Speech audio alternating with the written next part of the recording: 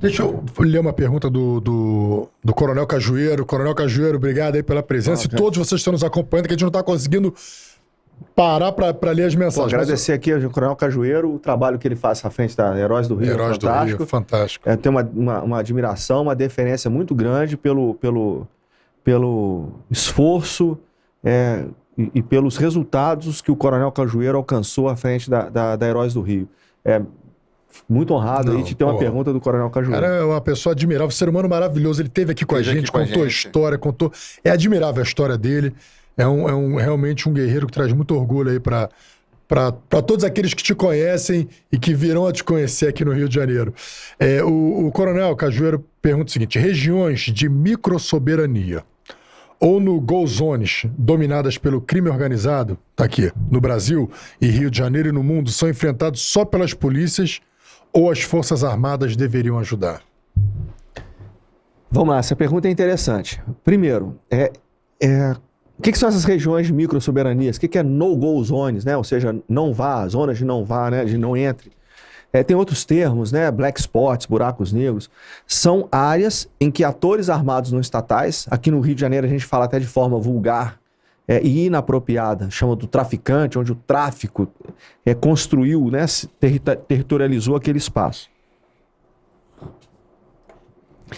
Então, nessas áreas, o que a gente observa é que o poder, os elementos constitutivos, à luz da teoria geral do Estado, que dão forma ao Estado-nação, eles são usurpados dentro daquele espaço. Então são criados enclaves, né? Verdadeiros buracos negros, onde o Estado não tem o poder soberano dele ali. Aquele poder é usurpado por um grupo armado organizado, por um grupo armado, por um ator armado não estatal. Então, assim, é imprescindível que, em relação a essas áreas, por exemplo, a gente fala muito de Rio de Janeiro, mas hoje isso acontece na calha do Rio Solimões. Quando a gente fala em calha do Rio Solimões, a gente está falando da maior bacia hidrográfica do mundo. Maior depósito o que acontece lá? É a mesma coisa. Atores armados não estatais territorializam aquilo ali. É lógico que as características, até em função do bioma, é diferente daqui do Rio, da densidade populacional, etc. Mas o que a gente observa é justamente a captura dos elementos constitutivos do Estado moderno, a subversão, a decomposição daqueles elementos constitutivos naquele espaço geográfico. Tá? Então, o que acontece? Você precisa retomar o controle territorial. Isso é inquestionável. Não. Tem que retomar o controle territorial. Só que aí a gente entra num conceito interessante, chama controle territorial sistêmico. Porque só retomar o controle territorial na sua dimensão física, isso é uma das lições do conflito na Colômbia. E a gente atesta exatamente a mesma coisa aqui. Retomar o controle territorial só empregando forças armadas ou polícias não é o resultado, não dá resultado. Então, se você vai empregar polícia ou forças armadas, na verdade, a gente já empregou os dois. E por tempo significativo. As Forças Armadas ficaram 15 meses na Maré e 2 anos no Alemão. Os resultados foram inócuos. Por quê? Porque a retomada do controle territorial só foi feita na sua dimensão física, empregando as capacidades coercitivas do Estado, seja das polícias ou seja das Forças Armadas. O problema, por que essas reocupações falharam?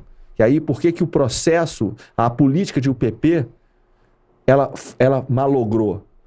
Um dos motivos foi porque, na questão da UPP, teve, logicamente, o uso político dela, a proliferação, como estava dando resultado, começaram a proliferar o UPP num ritmo mais rápido do que efetivamente tinha capacidade de implementar, mas uma das causas do fracasso da UPP foi que ela se limitou a polícia fez o papel dela.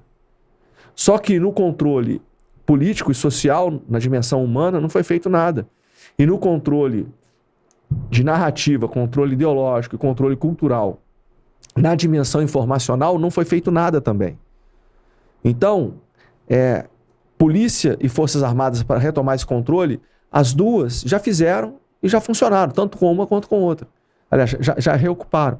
Mas como o controle territorial, a retomada do controle territorial não foi sistêmico, ou seja, não entrou as capacidades não coercitivas do Estado, deixou só na mão de polícia ou forças armadas, não vai dar resultado. Não. A questão é a seguinte, é importante a gente dizer que não é só uma questão de uso da força, seja policial ou militar. Não, a questão não é essa. Porque isso serve de subterfúgio para a gente não fazer nada. Não é uma questão de uso da força. Não é só uma questão de uso da força. Eu não só vou resolver com o uso da força, mas eu não posso abrir mão. Não pode abrir mão do uso da força. Do uso da força. Aí tem uma frase de um personagem da Guerra do Vietnã muito interessante, um coronel norte-americano chamado John Paul Vann. Eu sempre cito essa frase, acho fantástica. Ele dizia o seguinte, segurança pode ser 10% do problema, pode ser 90% do problema. De qualquer forma, são os primeiros 10% ou os primeiros 90% do problema. Então, eu vou ter que usar a força? Vou ter que fazer o uso da capacidade coercitiva do Estado. O Estado vai ter que bater, não tem jeito. O Estado tem que bater. Não tem jeito. Só bater resolve, não. Se só bater resolvesse, o problema do Rio de Janeiro era um paraíso. Se aprender droga, aprender arma, prender vagabundo, matar criminoso, etc., resolvesse, o problema do Rio estava resolvido. Não. Tá? Então, esse é um aspecto interessante. Agora, o seguinte, eu chamo a atenção por fato seguinte, quando a gente fala de uma abordagem multidimensional, o que é isso? É a reunião de todas as capacidades coercitivas e não coercitivas disponíveis no Estado e na sociedade para obter efeito estratégico decisivo. Então esse é um problema tão grande que não tem como você imaginar uma solução em que todo mundo não contribua. Então aqui eu usei o exemplo da Secretaria do Meio Ambiente. Não é a Secretaria do Meio Ambiente que vai resolver o problema, mas ela tem uma parcela na solução do problema. Uhum. Ela tem que ser chamada, ela tem que ser partícipe na construção da solução, no diagnóstico do problema. Como é que a degradação ambiental afeta na proliferação da violência? Ela tem que ser chamada para estruturação do problema e tem que ser partícipe na solução do problema. E é um problema tão complexo, tão difícil, que eu não visualizo nenhuma instituição de Estado, nenhuma capacidade coercitiva disponível no Estado e não coercitiva disponível na sociedade que não seja requerido. Quando a gente fala da violência do Rio de Janeiro, vamos tentar fazer um retrocesso, normalmente a gente volta para os anos 80. Eu falei aqui do boom da droga, final da Guerra Fria, redemocratização do Brasil. Mas se você voltar um pouquinho mais no tempo, a gente vai bater nos anos 60, que é quando os efeitos da urbanização, do êxodo rural, começaram a ser sentidos nas grandes cidades brasileiras. Se você voltar um pouquinho mais no tempo, a gente vai pegar que algumas comunidades no Rio de Janeiro são remanescentes de quilombos. Existe até um livro chamado Do Quilombo à Favela. Não me recordo o autor. Aqui tem o Morro dos Cabritos aqui, na Sacopã, que era um quilombo. Então, assim, a gente está voltando a um problema que tem mais de 100 anos. A própria Providência, que fica aqui atrás da gente, foi um refúgio de escravos. O Morro da Providência, inclusive o termo favela, ele vem daquela árvore, né? A favela de galinha, que é comum no sertão. Da Bahia, né, do Pernambuco e tal, que quem é que trouxe aquilo ali? Foram soldados desmobilizados da Guerra de Canudos. O Morro da Providência, ele foi ocupado, a origem dele são soldados desmobilizados da Guerra de Canudos. Então a gente está falando para mais do final do século XIX. Quilombo, segunda metade do século XIX. Então a gente está falando de problemas... Problema secular, né? Secular, cara. Problemas que têm mais de 100 anos. E aí entra no outro problema da democracia que a gente falou anteriormente. Qual é o horizonte temporal do gestor público? 4 anos. 4 anos. Na melhor das hipóteses, 8 se ele falar em reeleição. Cara, é impossível resolver um problema de 4 anos ou em problema de mais de 100 anos em 4 anos. Ainda mais quando uma gestão não dá continuidade a que foi feita antes. Ainda mais não dá antes. O que eu faço em 4 anos? Pelo contrário, destrói e usa... Pessoal, o que eu faço em 4 anos? Compro viatura, é o que a gente fala em gestão de segurança pública no Brasil, se resume a comprar viatura e pintar viatura, botar a sirene em cima. Então, esse é um problema sério. Esse é um problema sério.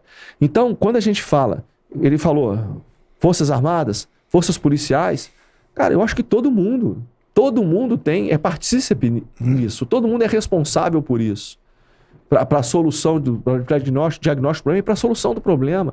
E aí eu volto à questão central. Quando a gente, não sei que vez eu já estou falando isso, no modelo binário de segurança que se apoia na dicotomia de segurança pública e segurança nacional, eu enquadrar simplesmente como segurança pública e eu confundo segurança pública com polícia, eu resumo tudo a um problema de polícia, Qual é o resultado prático disso? O resultado prático disso é que toda a sociedade, incluindo as instituições de Estado, se permitem dar as costas para o problema e deixam vocês, policiais, sangrando na ponta da linha. Porque a gente enquadra isso como um problema de segurança pública, que não é. E a gente ainda confunde segurança pública com polícia, que são coisas diferentes. Aí você volta a falar segurança pública, aí é segurança...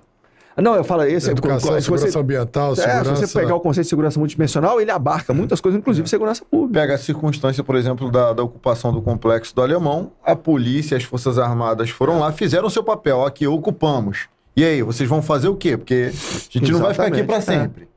E aí? Aí o Estado não entra com convencimento à população que é melhor sem os traficantes ali. Trabalho cognitivo lá. E outra coisa, no caso da população, assim, existe uma imposição no sistema normativo. Então, assim, essa imposição do sistema normativo é um aspecto interessante, talvez não seja o caso a gente se aprofundar nisso, mas existe uma crítica muito grande às teorias de contra-insurgência. Algumas doutrinas de contra-insurgência, na verdade, elas se desvirtuam quando vão para a prática. As forças de contra-insurgência focam muito, porque a gente tem que combinar coerção com cooptação. Esses atores armados não estatais, eu poderia citar o Hezbollah, o Hamas como o Comando Vermelho.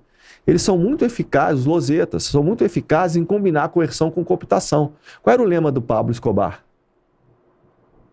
Plomo ou plata? Plomo ou plata. Plomo ou plata. É coerção ou cooptação. Entendeu? Eles combinam muito bem isso. Nós temos uma dificuldade, por características justificáveis, a gente tem uma dificuldade muito grande de combinar isso. E quando a gente vai para a implementação na prática, a gente confunde. A gente acha que, a cooptação, eu não vou ficar distribuindo bala para criança, eu não vou usar o fuzil, vou só dar bala para criança em troca de sorriso. Isso não vai resolver o problema. Então eu tenho que ser capaz de combinar de uma maneira tão eficiente quanto o meu oponente faz, a coerção com a cooptação, para impor um sistema normativo. Isso é fundamental.